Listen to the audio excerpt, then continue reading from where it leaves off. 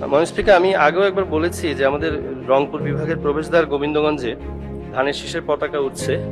4টি আসনে 19টি, 4টি জেলা 19টি আসনের মধ্যে আমি সংখ্যালঘু ধানের শীষ, আগেও বলেছি। মাননীয় স্পিকার, আমাদের এখানে অনেক মাননীয় সদস্য আছেন যারা গারো পাহাড়ের পাদদেশে তাদের আসন, কেউ কালো রঙের পাদদেশে। আমাদের ওখানে একটা কাহাওয়াত আছে, একটা কথা আছে যে আমাদের আসনটা নাকি জান্নাতের পাদদেশে। কেন বলে জানি না, তো বলতে চাচ্ছিলাম এই জন্যই, এটা আসলে এরকম হয় না। আমাদের ওখানে কাছাকাছি মহস্থানগড়ে বিপিজিসি বাংলাদেশ পাওয়ার গ্রিড কোম্পানির সাবস্টেশন আছে, এদিকে পলাশবাড়িতে আছে, কিন্তু আমাদের এই গোবিন্দগঞ্জের অবহেলিত 4,70,000 ভোটার, প্রায় 6 লক্ষ অধিবাসীর জন্য বিপিজিসির কোনো সাবস্টেশন নাই।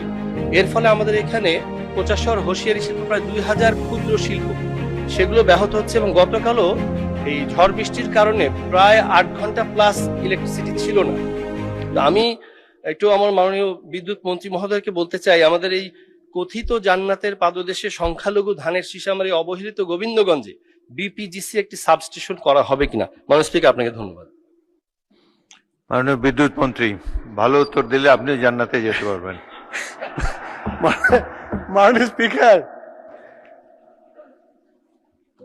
গোবিন্দগঞ্জ তো জান্নাতই হবে আপনার, কেননা গোবিন্দগঞ্জ আমার নানার শ্বশুর বাড়ি। তো আমি মাননীয় সংসদকে বলতে চাই যে আপনার পিজিসিবি হচ্ছিল ট্রান্সমিশন লাইন নির্মাণ করে, এবং এই ট্রান্সমিশন লাইন হাই ভোল্টেজের লাইন হয় আপনার।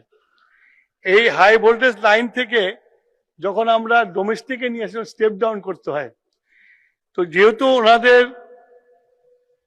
কাছাকাছি ট্রান্সমিশন লাইন আছে, সেই জন্য গোবিন্দগঞ্জে যে সাবস্টেশন আছে সেই সাবস্টেশনে ভোল্টেজ স্টেপ ডাউন করে আমাদের ডোমেস্টিক লাইনে আমরা দেই।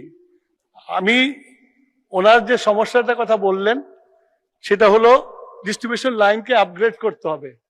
আমি নোট করলাম, কালকেই ওনার এলাকাতে যদি কোনো সমস্যা থাকে সেটাকে উন্নত করার জন্য কাজ হাতে নেব। ধন্যবাদ মাননীয় স্পিকার।